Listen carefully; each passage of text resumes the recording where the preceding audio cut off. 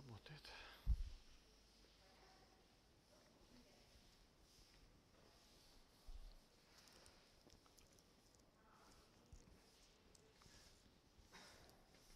Спасибо.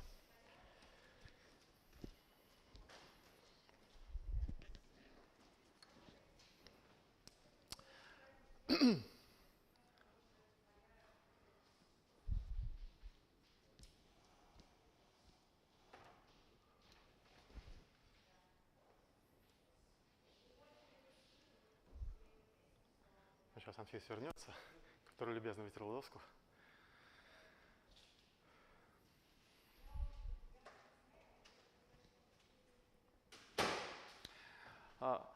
Okay, first of all, I have an announcement. Today's lecture is not the final one. The final lecture will be next Friday. So I hope this is okay for you. At the previous lecture, we introduced co-representations of compact quantum groups. So let's recall the definition.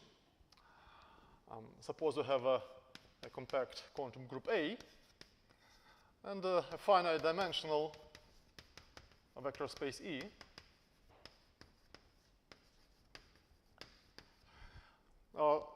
For convenience, we denote the algebra of linear operators on E just by L of E.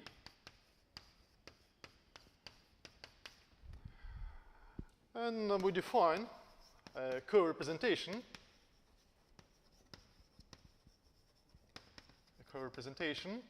of A on E to be an invertible element U in the tensor product of L of E and A, such that U satisfies the following relation: 1 tensor delta of U equals U1, 2, U1, 3. So this is an equality in the tensor product of L of E by the C-star tensor product of A by itself.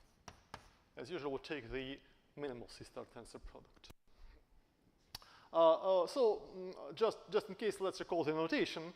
So what U12 stands for the image of U under the embedding of this space into this one.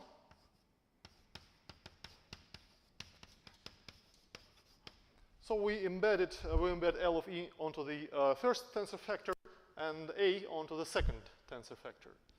So this takes T tensor A to T tensor A tensor 1. And we have another embedding of the same space into this space, which takes T tensor A to T tensor 1 tensor A. And by definition, U12 is the image of U in here under this embedding, and U13 is respectively the image of U under the second embedding. So the first one takes U to U12, and the second one takes U to U13. So this is the formal definition. And we have already observed that in the case where A comes from a compact group, if A is the algebra of continuous functions on a compact group,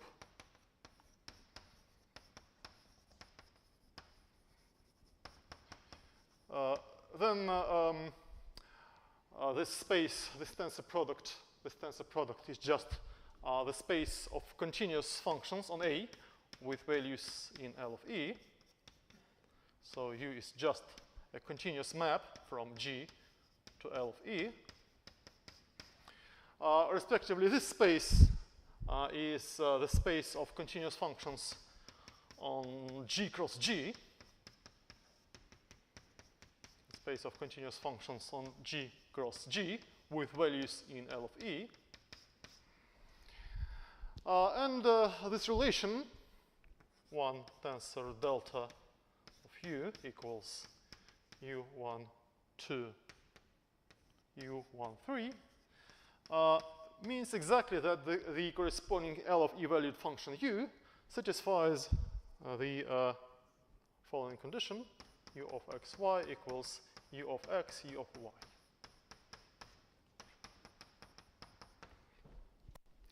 Well, since u is assumed to be invertible, we see that u is a co-representation of this algebra, if and only if u is a representation of our group G. So this is the main motivation for this definition. It's also natural to introduce unitary co-representations. So if H is a finite dimensional Hilbert space,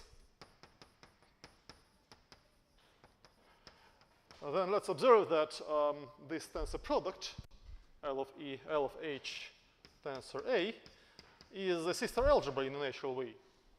L of H is just B of H. All operators are bounded. It is finite dimensional, so we might take the C-star tensor product. In fact, this space is already complete, and we know that it has a unique C-star norm. Again, because L of H is finite dimensional. And this is the C-star algebra. So we say that a co-representation U of A on H is unitary if U is a unitary element of the C-star algebra. If U is a unitary element of this tensor product.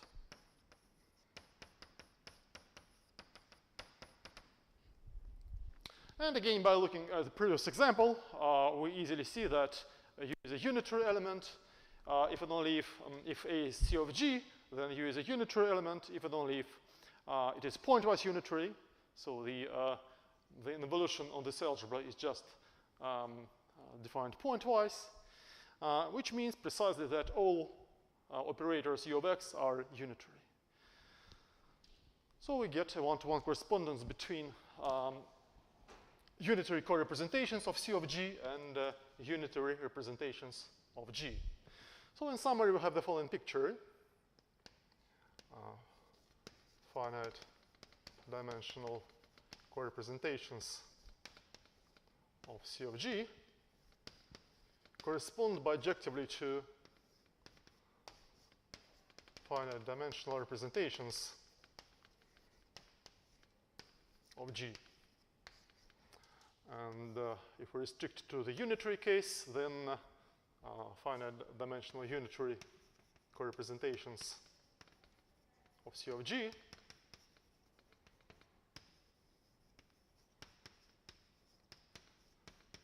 correspond bijectively to finite dimensional unitary representations of G.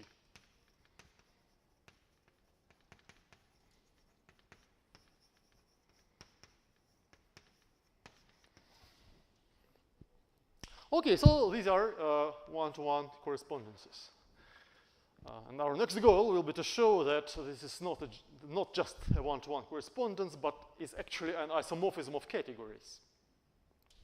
Well, let's recall, first of all, let's recall the definition of a morphism between representations of a certain group. If G is a group, and if we have two representations, say pi 1 on a vector space E1 and pi 2 on a vector space E2, two representations of G, then a morphism or an intertwining map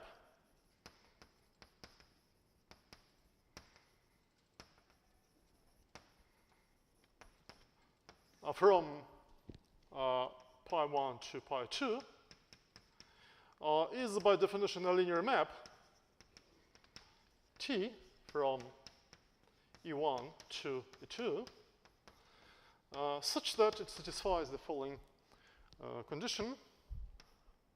T composed with pi 1 of x equals pi 2 of x composed with T for all x in G.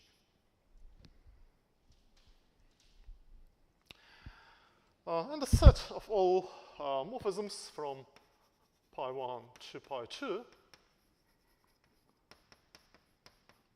will be denoted like this,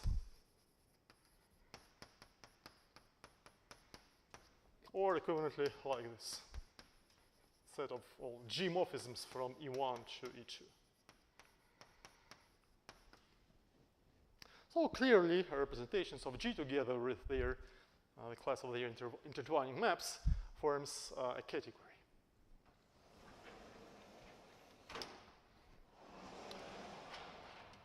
So our next goal is to introduce morphisms between co-representations of compact quantum groups, and to deduce that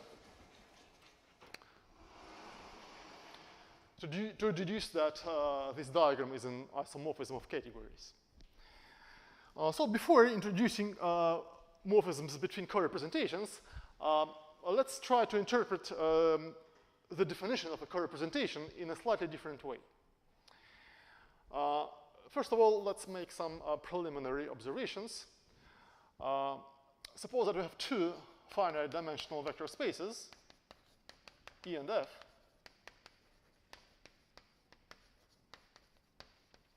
and an arbitrary unit of algebra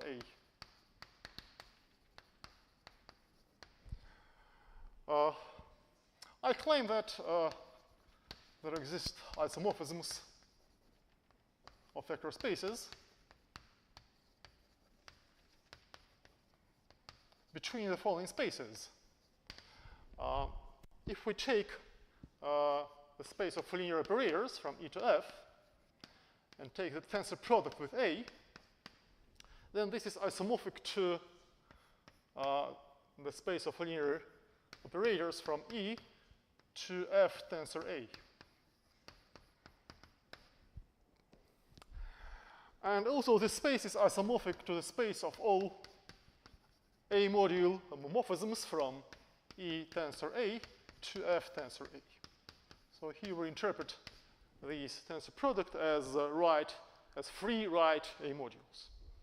So the action of A on this tensor product is obvious. Well, indeed, actually this is a simple exercise in linear algebra. Explicitly, these isomorphisms are given by the following formulas. If we take an elementary tensor here, say T tensor A, then the corresponding operator here takes every element V in E to T of V tensor A.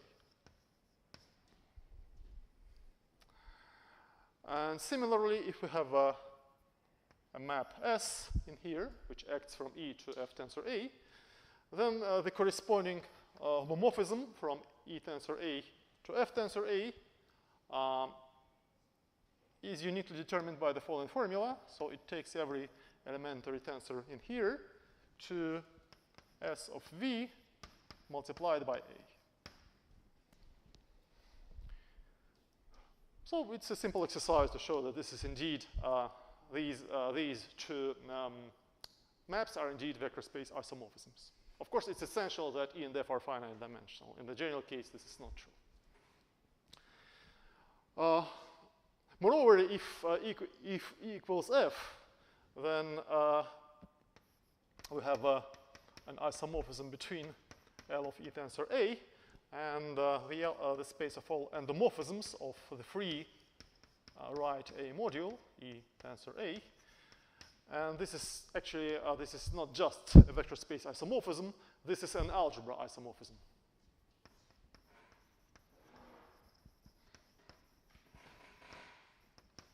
An algebra isomorphism. So if we now come back to the definition of co-representation, so if A is a compact quantum group, then co-representation of A on E sits in the space. And we see that elements of this space or of this algebra correspond bijectively to linear maps, which will be denoted by delta U, from E to E tensor A. And such maps correspond bijectively to A module homomorphisms. So this is just a linear map. And such maps correspond to A module homomorphisms, say U tilde from E tensor A to itself. So now this is an A linear map.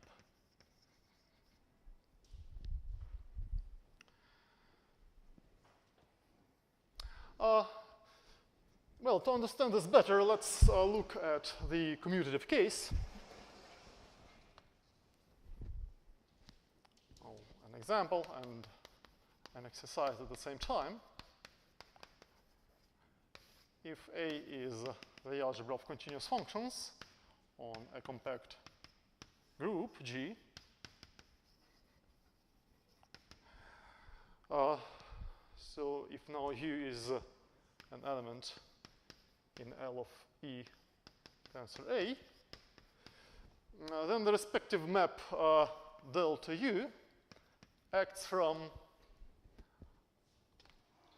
E to E tensor A, but now E tensor A is just the space of continuous E-valued functions on G. And this map acts as follows. It takes every element V in E to the function from G to E, given by the following formula. So for every x, we simply apply U of x to V. And similarly, the respective map U tilde, now U tilde acts from the space of continuous E-valued functions on G to itself. And it takes every function f to the function which is obtained by applying U of x pointwise.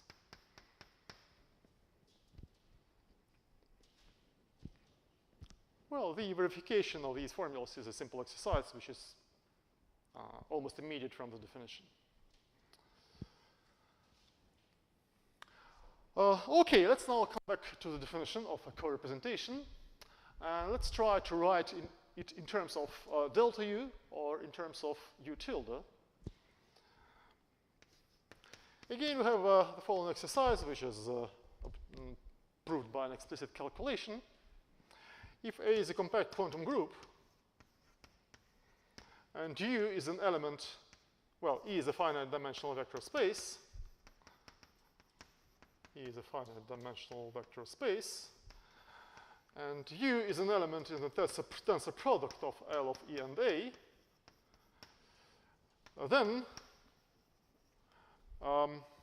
we have the following equivalence. U satisfies the relation which appears in the definition of a co-representation. That is, I mean, this relation. If and only if the following diagram commutes. So delta U takes E to E tensor A. And here we can apply delta U tensor the identity map. And we are in E tensor A. And on the other hand, we can first apply delta U.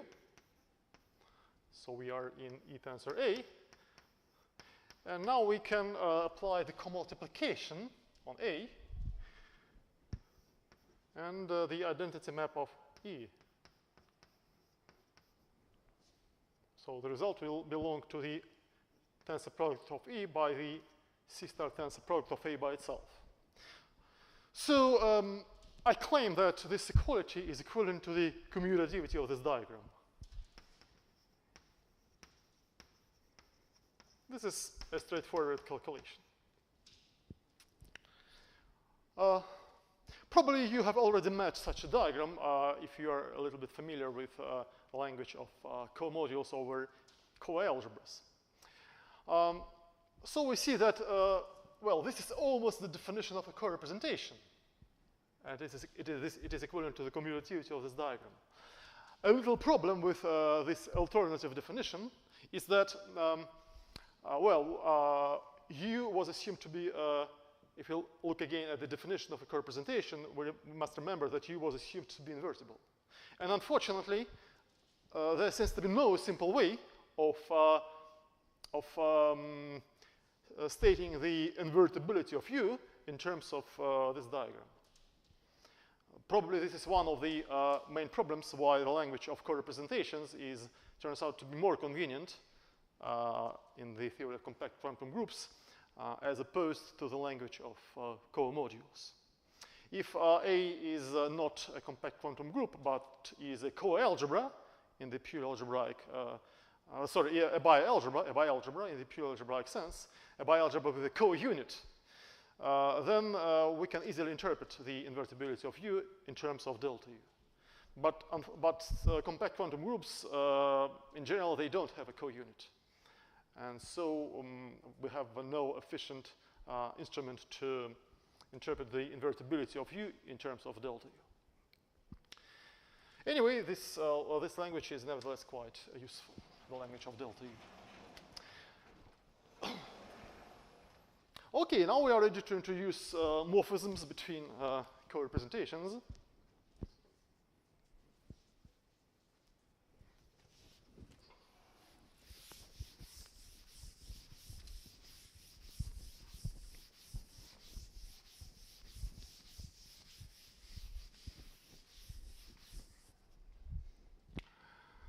So we have the following definition.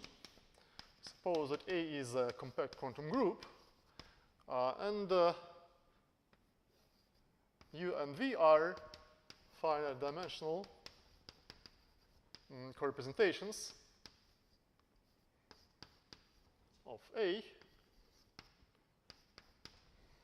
on finite dimensional vector spaces, say E and F respectively.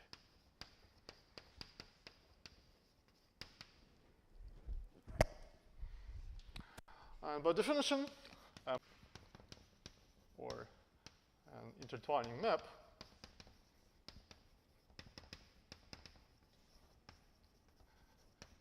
from U to V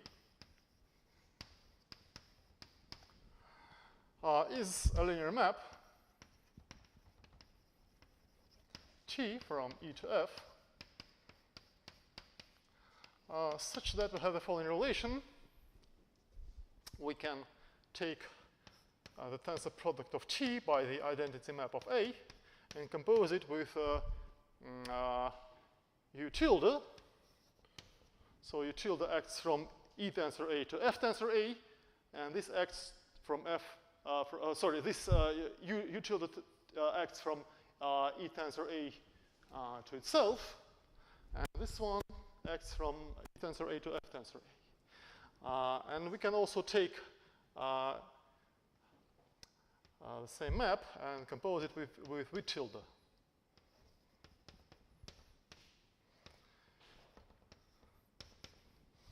And we say that T is a morphism if we have this equality. So they are equal as morphisms from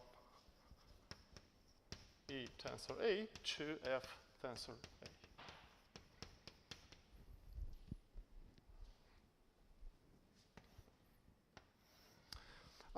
We can also state an equivalent condition in terms of the maps delta U and delta V.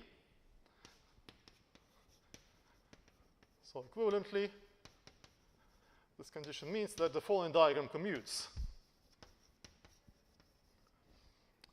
And this is E. This is T. This is F. Here we have delta V, which acts from F to F tensor A. Here we have delta U, which acts from E to E tensor A. And this is T tensor 1. So this relation is easily seen to be equivalent to the commutativity of this diagram.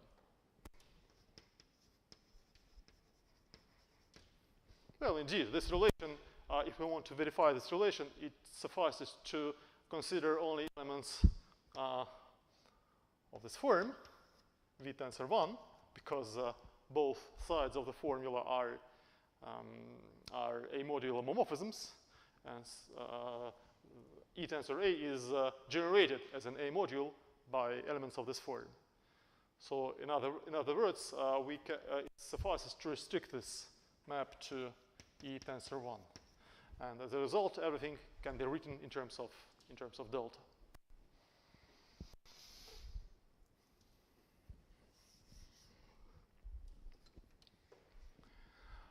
Okay, let's now try to understand why this is compatible with morphisms between representations. Again, an example and a simple exercise at the same time. If A is the algebra of continuous functions on a compact group,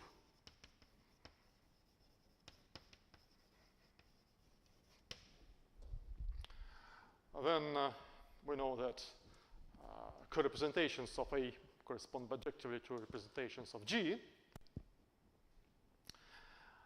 So U is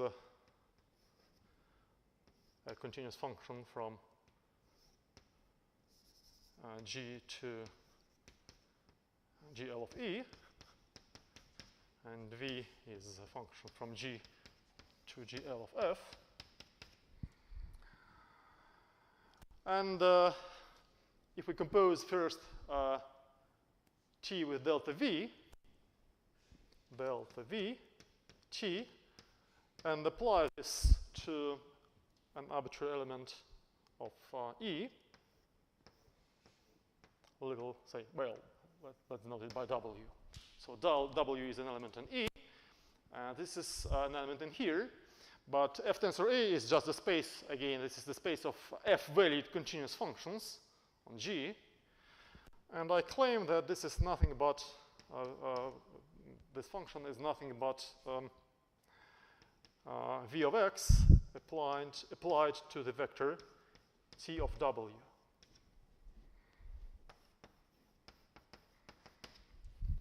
So this is the composition of this arrow and this arrow. Yeah, and if we now compose this arrow and this arrow, so we write T tensor 1 composed with delta U. We apply this to W and evaluate at X. And again, a simple calculation shows that this is nothing but T applied to U of X W. So comparing this and this, we deduce that T is a morphism of co-representations, if and only if it is a morphism of representations.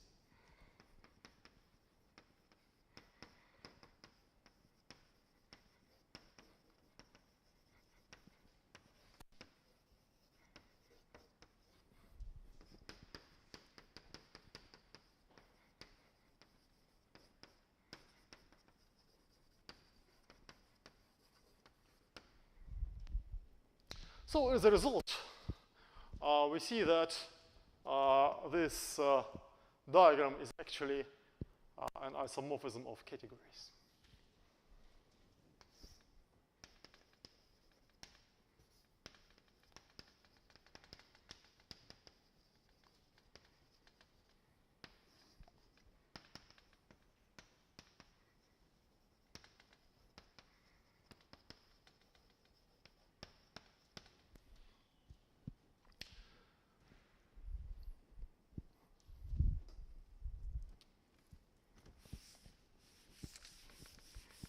Okay, now how about examples of co-representations? Well, first of all, we have commutative examples. But how about examples of co-representations of genuine quantum groups, which don't come from groups? Well, actually, we have already met such examples. In fact, examples of co-representations are already hidden in the definition of a compact matrix quantum group. So to see this, let's just try to write the definition of a co-representation in terms of matrices. So suppose that A is a compact quantum group and E is a finite dimensional vector space.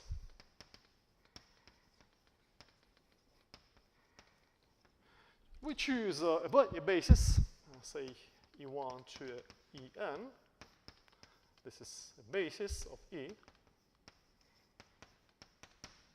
And by using this basis, we identify L of E with the algebra of complex n by n matrices.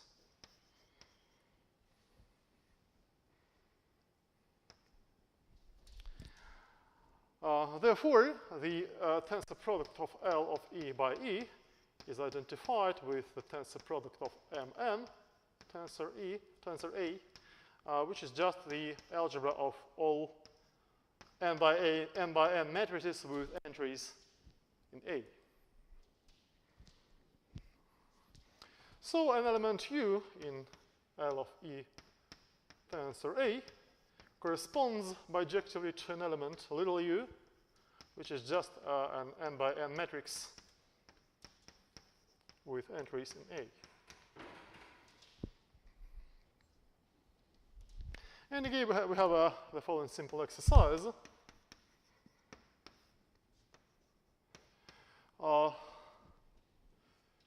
U is a co-representation if and only if little u is invertible and satisfies the following condition: delta of uij equals the sum over k uik tensor ukj for all I and j. And we have already met this condition when we discussed compact matrix quantum groups. And similarly, big U is unitary, is a unitary co-representation.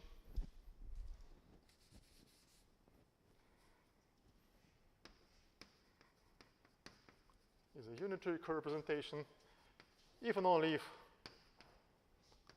little u is unitary and satisfies the same relation.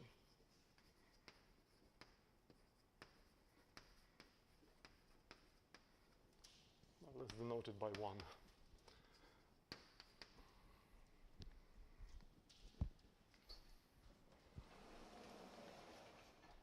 As a result, we see that the matrices which appear in the definition of compact matrix quantum group are co-representations in some sense. For convenience, let's introduce a special terminology.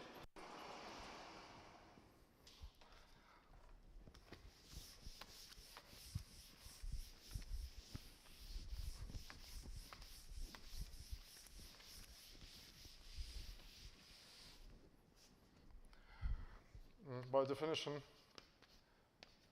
a matrix co-representation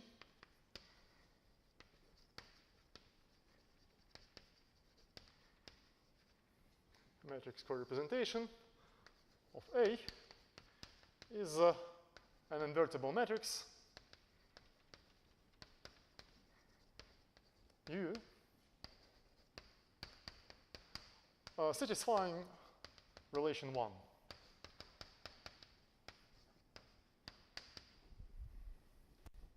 I would say that the matrix co-representation is unitary if the respective matrix is unitary.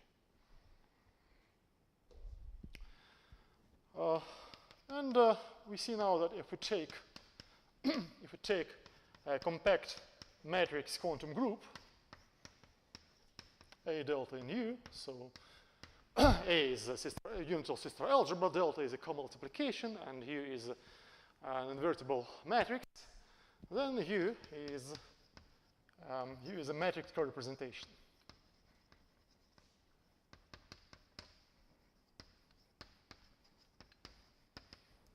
This is the so-called fundamental co-representation.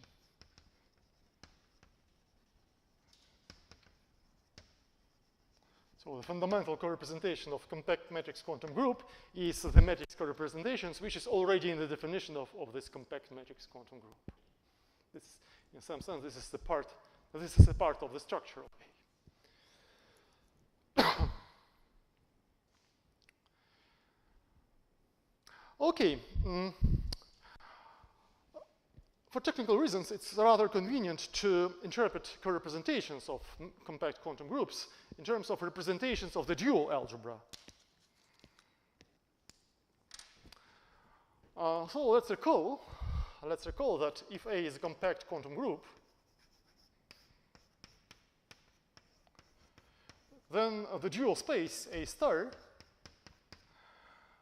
is a Banach algebra under convolution.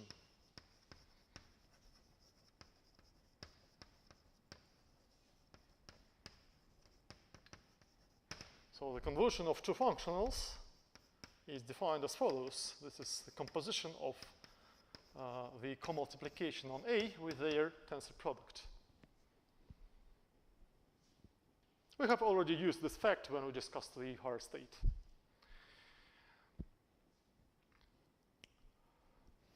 So let's now introduce some notation. Suppose that U is a co-representation of A on a finite dimensional vector space E. We define a map pi U from A star to the algebra of linear operators on E, L of E, by the following formula. It takes a functional f to the following operator.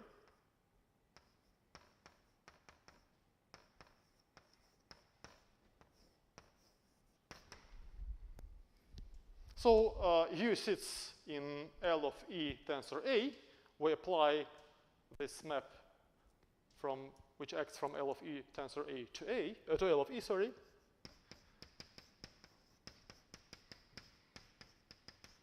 One tensor F, and we get a linear operator on E.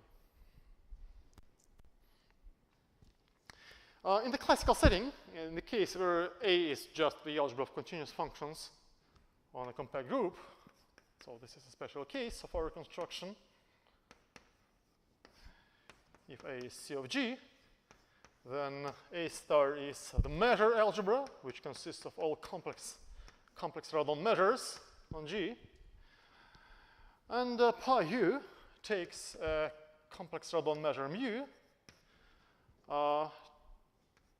to the integral of U of x with respect to this measure.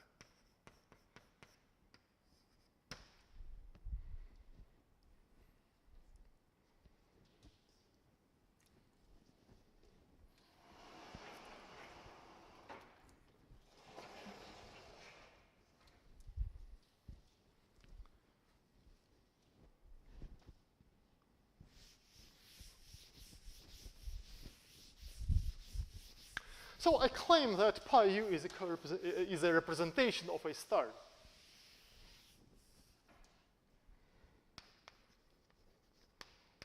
Pi U is a representation, that is an algebra homomorphism from A star to L of E.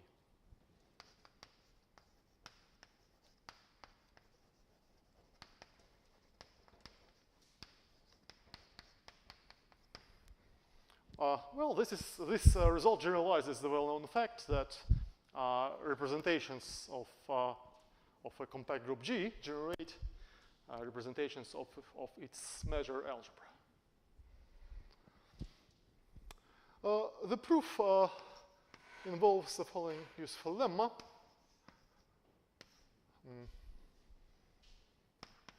And an exercise at the same time. If we have two elements, say U and V, in L of E tensor A,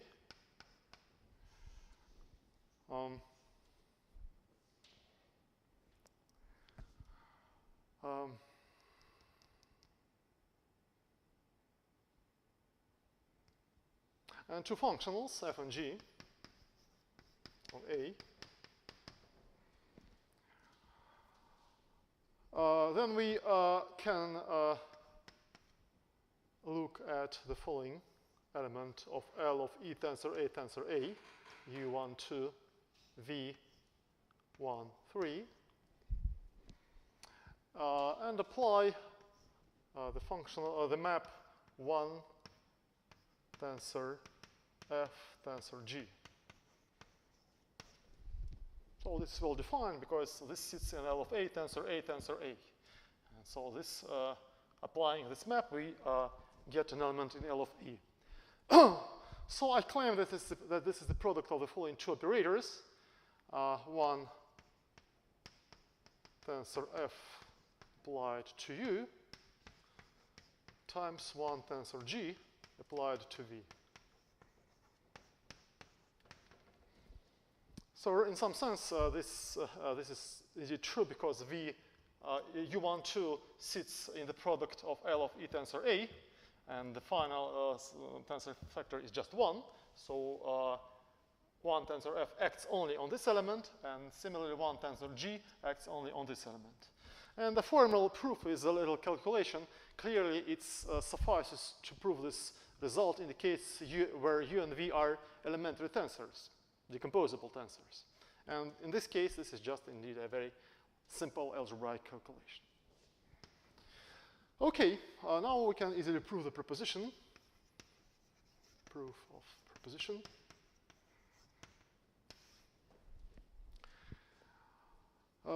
So we take pi u and apply it to the convolution of f and g. So by definition, this is 1 tensor f convolved with g and applied to u. We now recall the definition of the convolution. So where is it?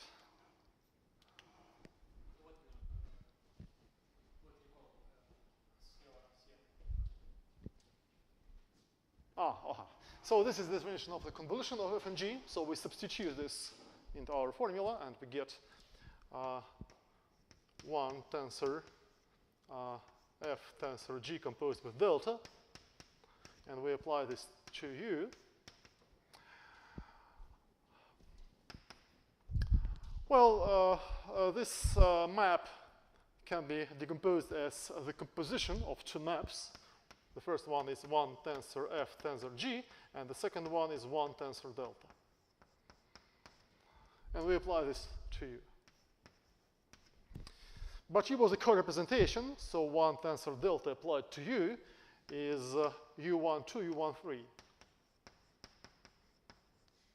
u12, u13. And now we use our lemma, and we see that this element is nothing but 1 tensor f applied to u times 1 tensor g applied to v. So in other words, this is the product of pi u of f and pi v of g. Pi v is u. In this case, v equals u, of course. And pi u of g. So we see that pi u is a representation of A star.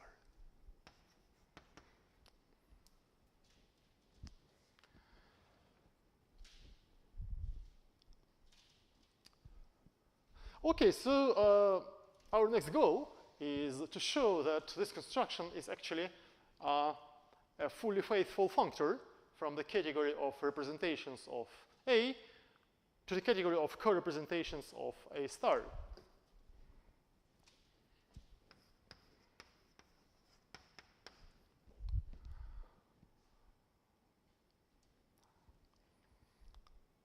So if A is a compact quantum group, and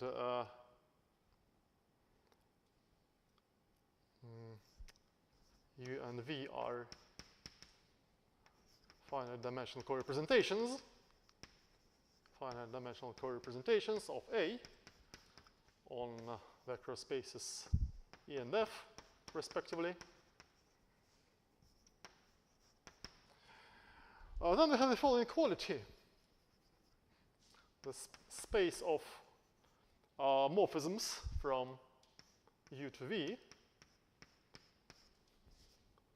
equals the space of morphisms between the respective representations of the algebra A star, pi U and pi V. In other words, a linear map from E to F is a morphism of co-representations of A, if and only if it is a morphism of representations of A star.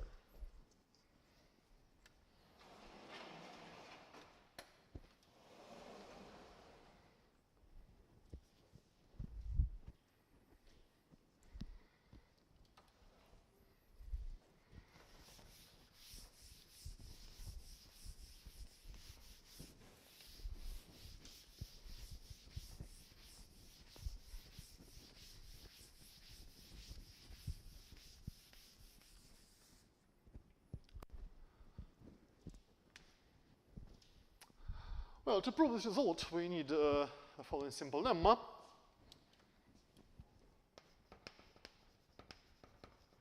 Lemma exercise.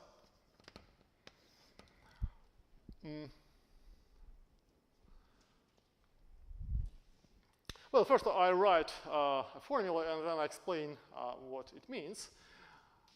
So I claim that for every element for every functional f on A, and for every element U in L of E tensor A, we have the following relation.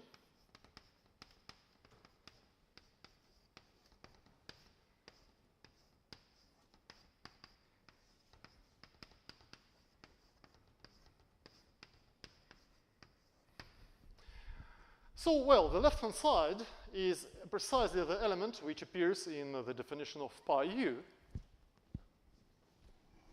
So this is the respective operator, the respective element in L of E. And this is the composition of two maps. Delta U acts from E to E tensor A, delta U, and one tensor F acts from E tensor A to E.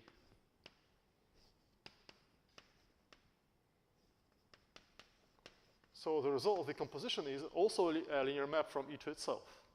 And I claim that these two linear maps are the same. Again, the proof is a little algebraic calculation. This is lemma exercise 1 and lemma exercise 2. Lemma exercise 2. Suppose we have a vector space X and a Nurend space Y.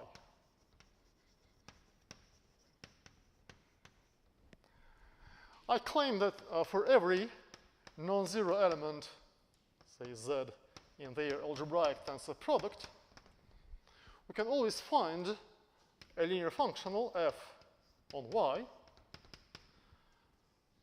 such that the following two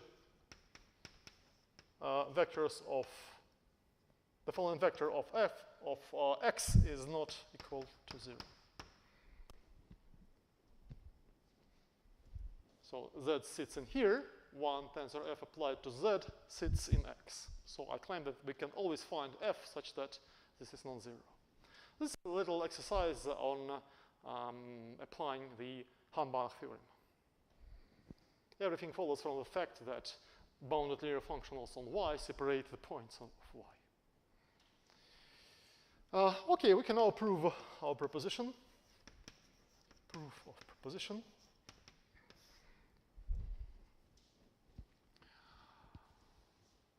Well, suppose that T is a linear operator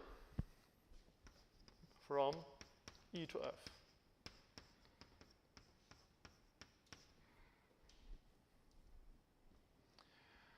Then T is a morphism of co-representations from U to V, if and only we have the following equality. T tensor 1 composed with delta U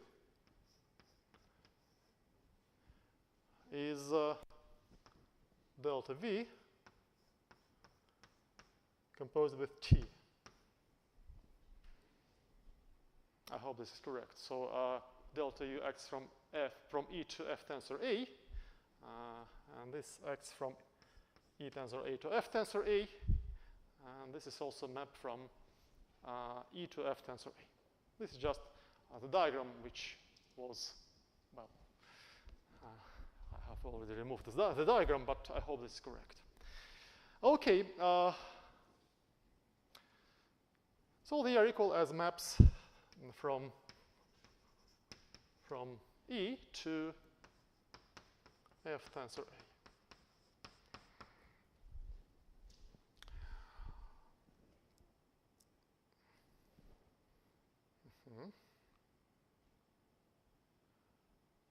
Okay, so let's now apply lemma 1, sorry, lemma 2. So if we apply these maps to an arbitrary element of E, we get two elements of F tensor A. And by lemma 2, we know that functionals of this form separate the points of F tensor A. So these maps are the same if and only if their compositions with slice maps of this form are the same for every F from A star. For every F belonging to A star, one tensor F composed with T tensor 1 composed with delta U is equal to one tensor F composed with delta V and composed with T. Let's now look at, well, first of all, let's look at the right-hand side. By lemma 1, one tensor F composed with delta V is nothing but, well, in our notation, this is pi V of F. This is pi V of F. So this formula is pi V of F composed with T. And what's this? Let's now look at the left-hand side. Well, first of all, the composition of these two slice maps can be written in a different way. This is T composed with one tensor F, and then composed with delta U. This is immediate from the definition of a slice map. But one tensor, again, by lemma 1, one tensor F composed with delta U is pi U of F. Pi U of F. Composed with, T composed with pi U of F. Okay, so we see that T is a morphism between co-representations if and only if this element is equal to this element for every F. But this means exactly that T is a morphism between the respective representations of A star. This is equivalent to the following inclusion.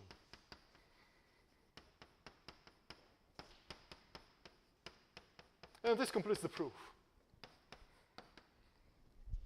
So in the language of category theory, this means that our construction gives us a fully faithful functor from the category of co-representations of A to the category of representations of the dual algebra.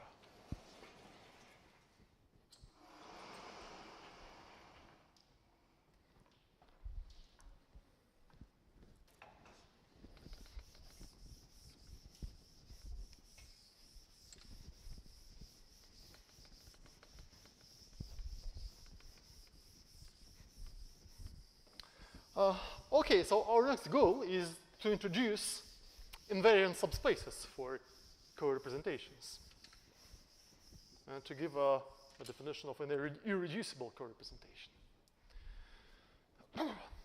Well, we have the following result. Proposition.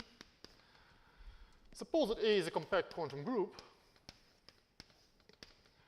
U is a finite dimensional co-representation.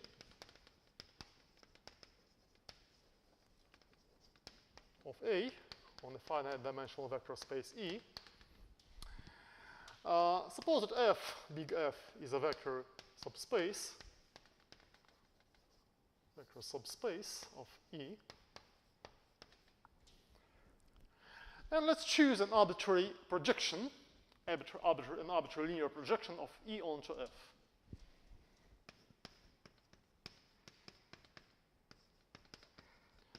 A projection of E onto F. That is an idempotent linear map whose range is equal to F. Then the following conditions are equivalent.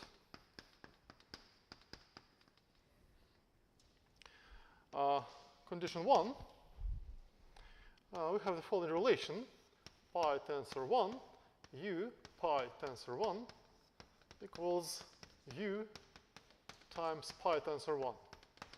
So this is a relation in the tensor product of L of E by A.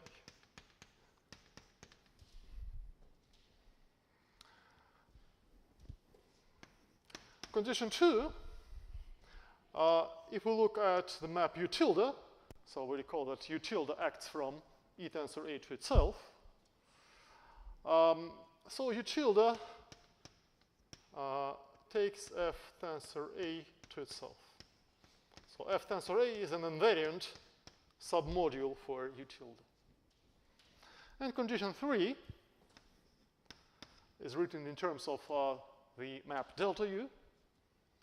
So delta U takes F to F tensor A.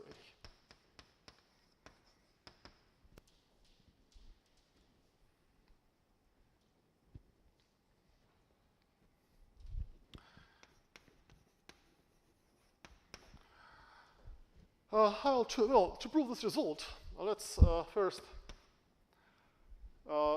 observe that this equality can equivalently be written in the algebra of endomorphisms of the respective free A module E tensor A, because it is isomorphic to L of A, L of E tensor A. We know that this is an algebra isomorphism. So this equality can be equivalently written as follows. P tensor the identity map of A composed with U tilde and composed with P tensor the identity map of A is equal to U tilde composed with P tensor the identity map. So this is an equality in the algebra of endomorphisms of E tensor A. And let's also observe that since P is a projection of E onto F, then this map, P tensor 1, is a projection of E tensor A onto F tensor A.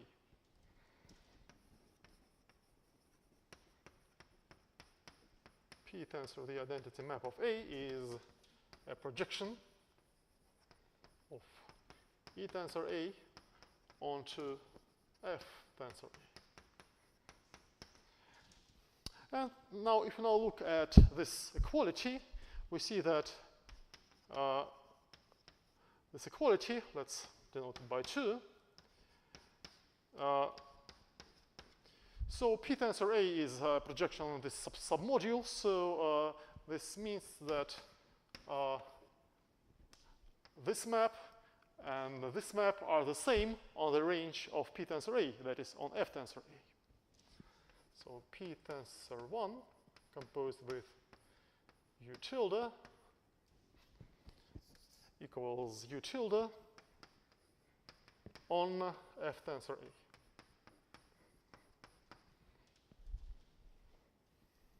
But this is precisely property 2. So U tilde leaves this submodule invariant. So we see that 1 and 2 are equivalent. And the equivalence between 2 and 3 is emitted from the relation between delta U and U tilde. This equivalence follows from the following two relations.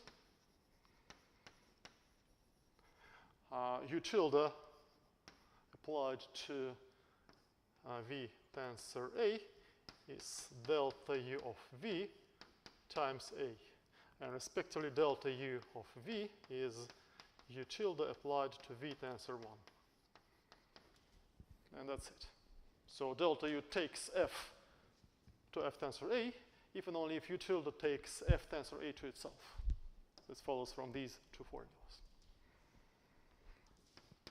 Okay, so this completes the proof of our proposition. And this proposition leads naturally to the following definition.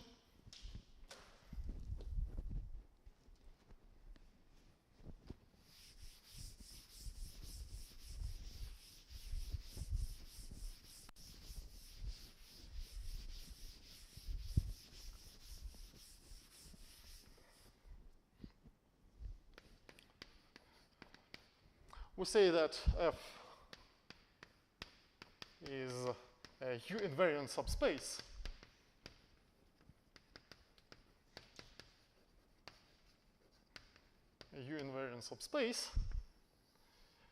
if F satisfies any of the above conditions, any and hence all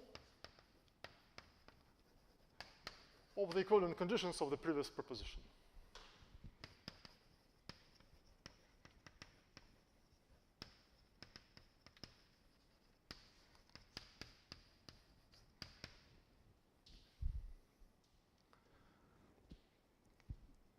Well, the natural question is, how is this related to invariant subspaces for representations?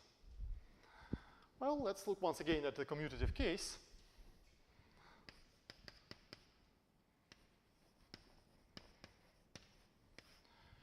So A is the algebra of continuous functions on a compact topological group, G.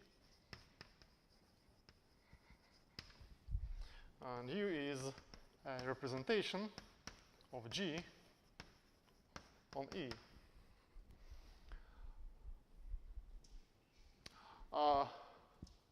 Well, let's look at condition 3.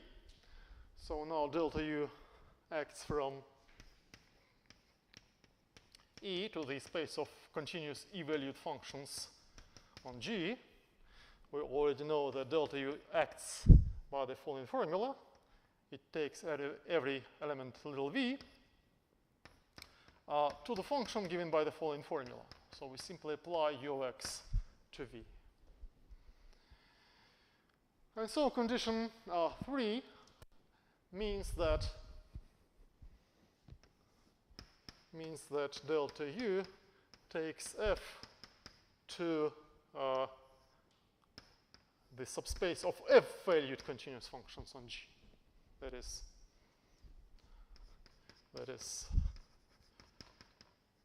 for every v in f and for every x in G, u of x of v belongs to f. So in other words, this means that u of x takes a v to itself, takes f to itself. We have the following conclusion. Moreover, if we now replace x by x inverse,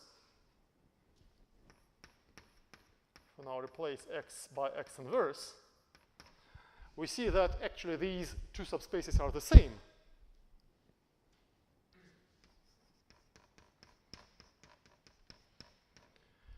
And as a result, the restriction of u of x to f is an invertible map on f.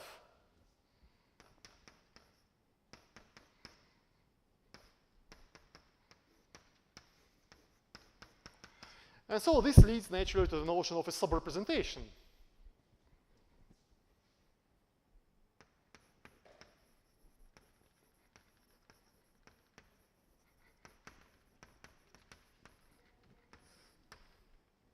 So it takes x to u of x restricted to f. And the actual question is, can we perform a similar construction in the case of quantum groups? What is the problem here? The problem is that, of course, delta u restricted to f takes f to f tensor A. And we get a map.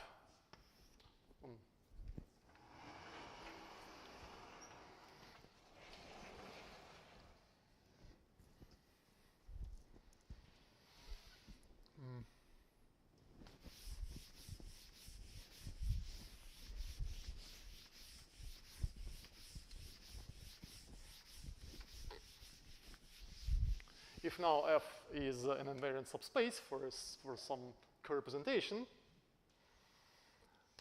if F is a U-invariant subspace,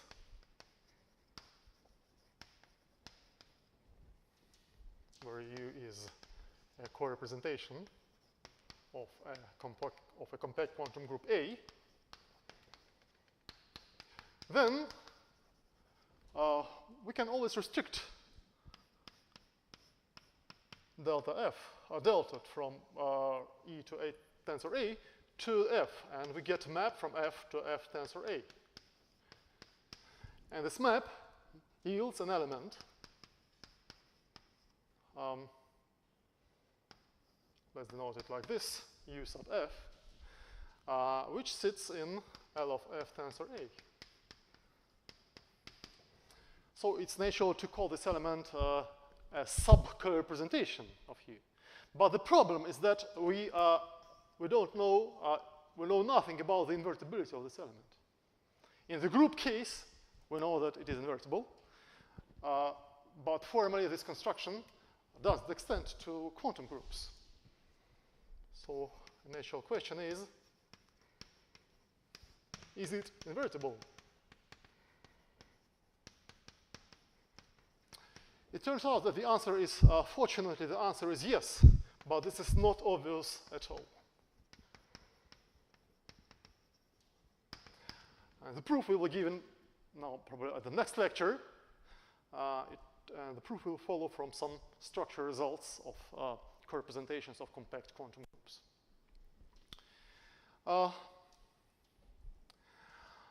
Okay, anyway, we already know that co-representations of A correspond to some representations of a dual algebra, and it's natural to ask if we have a co-representation of if we have a co-representation of A and an invariant subspace, is it invariant under the respective representation of the dual algebra? And the answer is yes. I have the following proposition. Suppose that A is a compact quantum group. U is a finite dimensional co-representation of A on a vector space E, and F is a vector subspace.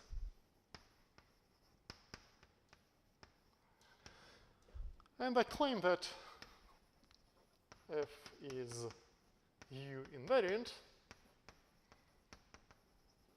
if and only if it is pi U invariant, where pi U is the respective representation of A star.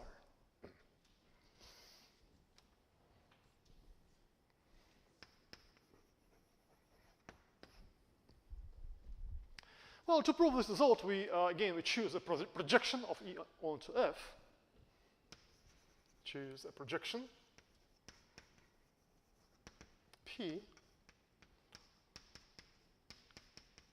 onto F.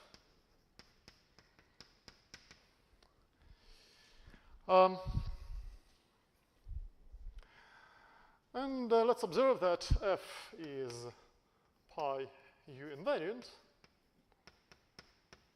Pi U invariant, even only if we have the following equality for every F in A star, P composed with pi U of F and composed with P equals pi U of F composed with P. This means precisely that F is an invariant subspace for the operator pi U of F. So let's now try to write this equality in terms of U itself. And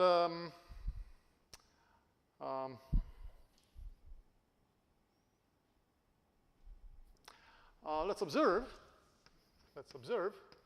that if we take the map which appears in the definition of pi u, that is the map 1 L of E tensor F. So it acts from L of E tensor A to L of E. So let's observe that this is not just a linear map, but this is a morphism of L of E bimodules. A morphism of L of E bimodules. Actually, we have already used this observation when we discussed slice maps on tensor products of C-star algebras.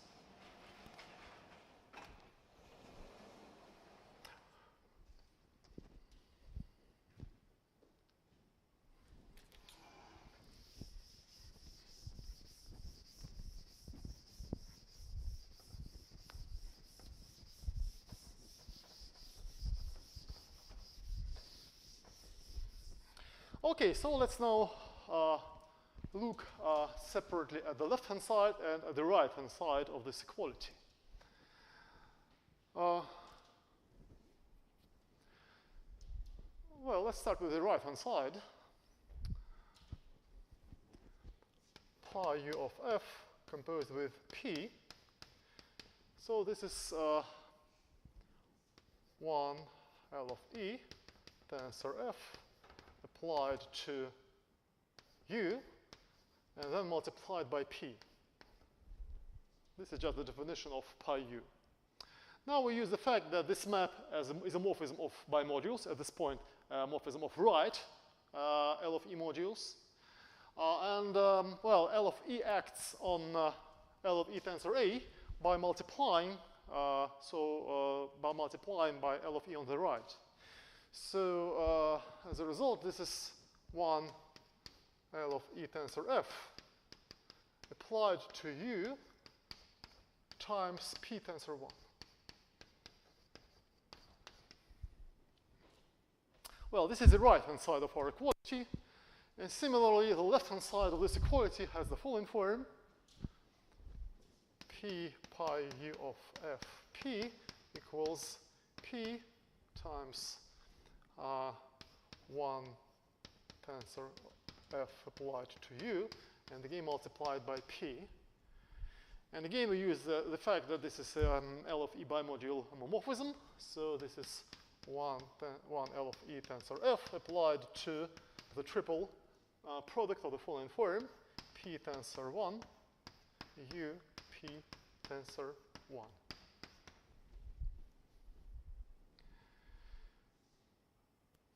So we see that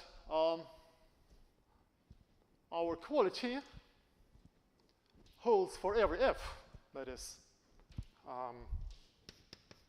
f is pi u invariant, if and only if for every f from A star, we have the following equality.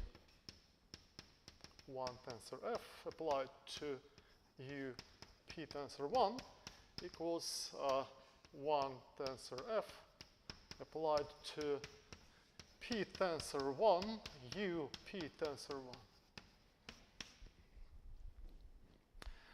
And we now again use our lemma, which was stated some time ago, which states that slice maps of this form separate the points of the tensor product, L of E tensor A. So these two elements are the same for every f, if and only if these elements are the same. So this is, by our lemma, this is equivalent to the following equality.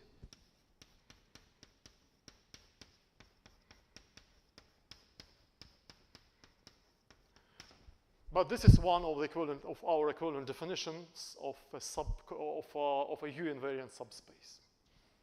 So this means exactly that F is U invariant. And this completes the proof.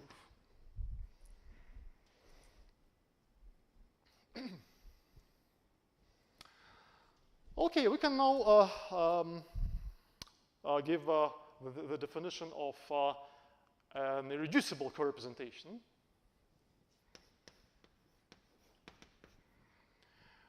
if A is a compact quantum group and U is a finite dimensional co-representation of A on a vector space E, then we say that U is irreducible. U is irreducible if 0 and E, the 0 subspace and E itself, are the only U invariant subspaces of E.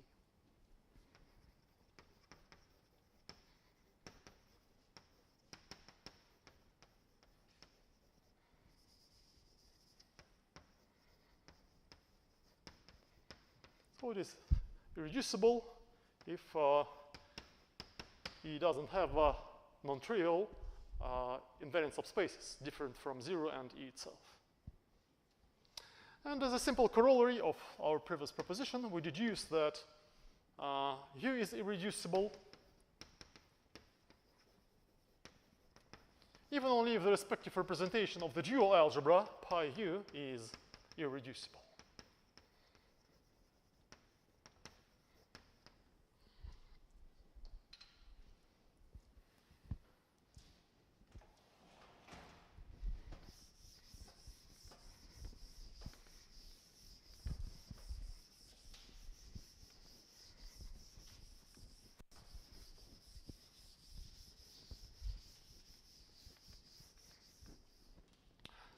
And as another corollary, this is corollary 2, we get a version of Schur's lemma for co-representations of compact quantum groups.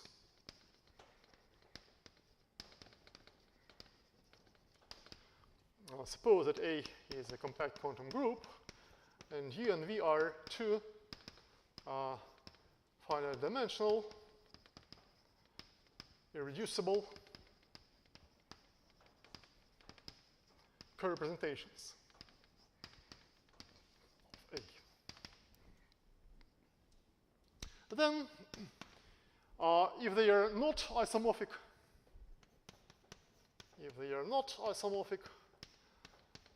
then the only morphism between them is 0.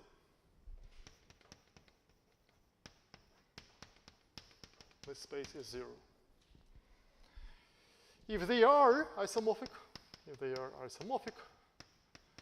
then this space is one-dimensional.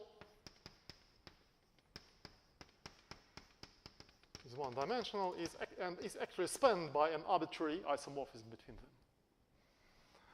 And finally, if they are the same, if U equals V, then,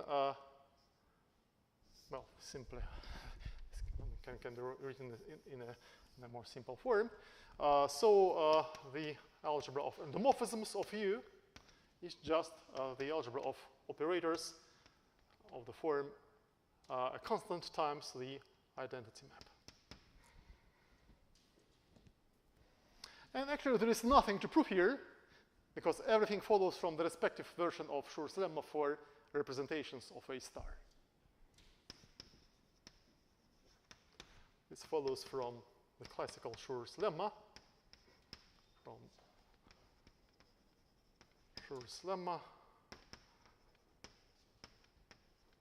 for representations of associative algebras.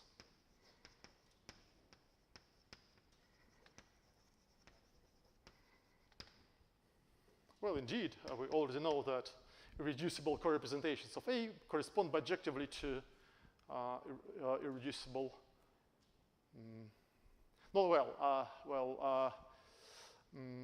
I don't claim that this is a bijection because we can probably there are some other representations of A star which don't come from representations of A. Possibly infinite dimensional co-representation or infinite dimensional representations. But anyway, if we start with co-representations from a co-representation of A, then it corresponds to a representation of A star, and the reducibility of this one is equivalent to the irreducibility of this one. So everything is reduced to irreducible representations of A star. Okay, so that's all for today. At the next lecture, our first main result will be to show that an arbitrary finite dimensional co-representation of a compact quantum group is unitarizable. That is equivalent to a unitary co-representation. This is very important because it will lead us directly to two corollaries. The first one will state that an invariant subspace of a co-representation is also a co-representation, which is not obvious, but this is true. And the second corollary will be that every finite dimensional co-representation is a direct sum of finitely many irreducibles. That is exactly like in the case of representations of compact groups. And if time permits, probably we discuss some concrete examples related to the quantum SU2 group.